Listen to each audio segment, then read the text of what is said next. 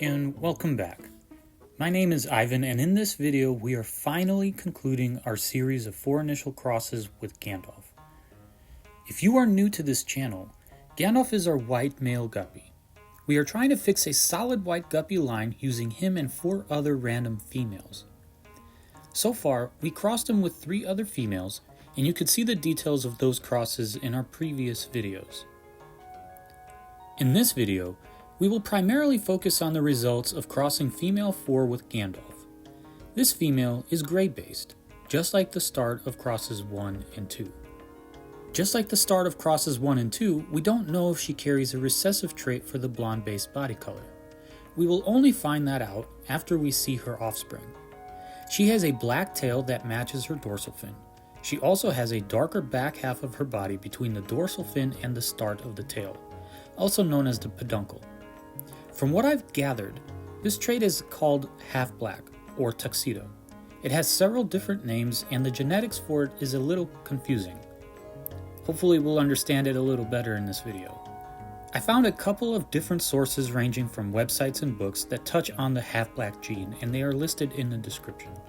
This image is from a PDF containing a gene reference table by Alan Bias. It looks like there are 2 flavors of half-black called either Nigrocaudatus I or II. Just so it's easier for me to say, I'll just call these half-black 1 or 2. From the description here, it seems that female 4 is half-black 1.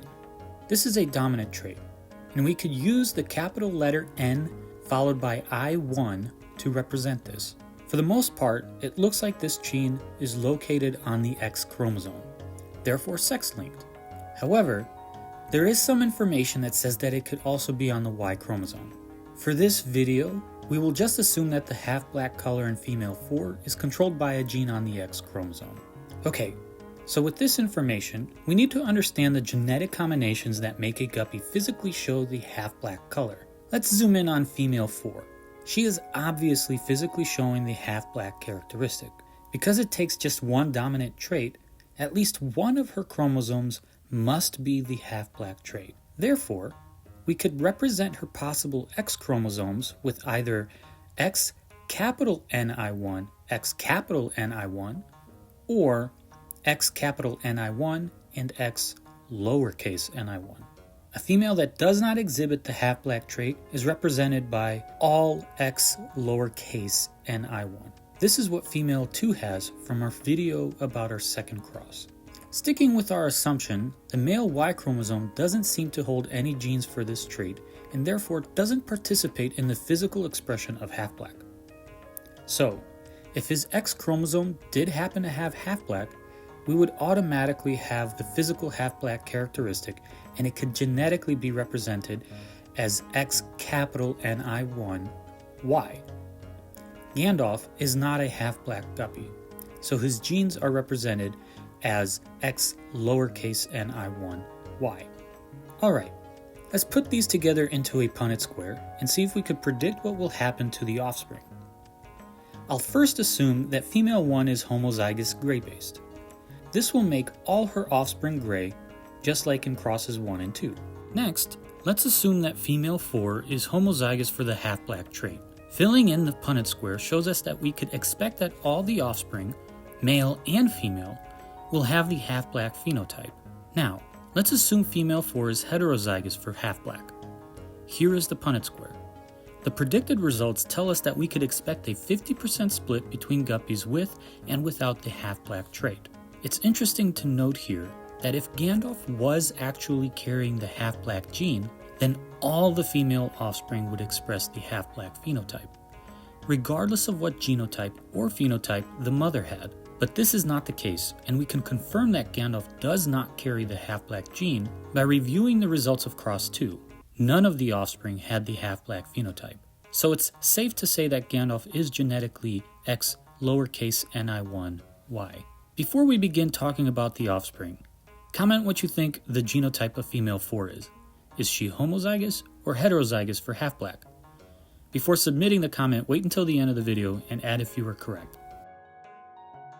Alright, female 4 dropped a total of 54 fry, 31 of which were male and 23 female, making it a 57 to 43% split. All of the offspring had a gray-based body color, so just like with crosses 1 and 2, we can conclude that female 4 was homozygous for that trait. Let's look at the females first. All the females look similar to each other and all of them have the half-black trait. Some are darker than others, but they all still have it. They all have red tails, and some of them even have some black pigments on their pectoral fins. I'm thinking I'll probably select a female with the strongest black pigment on her pectoral fins to backcross with Gandalf. Something I find interesting is that some females have a little bit of iridescence on their backs between their dorsal and tail fins.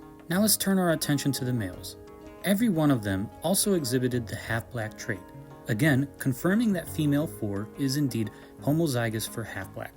Oddly, all of the males have a red tail too. This really confuses me because at this point in our project, every cross with Gandalf produced offspring with red coloration, and it is something that I did not expect at all. The genetics here are unclear to me, but it seems that the red color is largely due to Gandalf and not any of the females we crossed him with. All the males are beautiful and have a very iridescent back, but just like with our previous crosses, none of the offspring exhibit a white phenotype like their father. Using what we learned about the half-black trait, I would like to review crosses 1 and 2 again. Female 1 from cross 1 had a half-black characteristic, and 70% of her offspring also had the half-black phenotype. This means that female 1 was heterozygous for half-black, and that all her female offspring with the half-black trait will also be heterozygous for half-black. Granted, we should have expected a 50% split rather than 70. This could be due to an incorrect assumption that we made initially, but it could also be due to a small sample size. Female 2 did not express a half-black trait, and, unsurprisingly, neither did any of her offspring.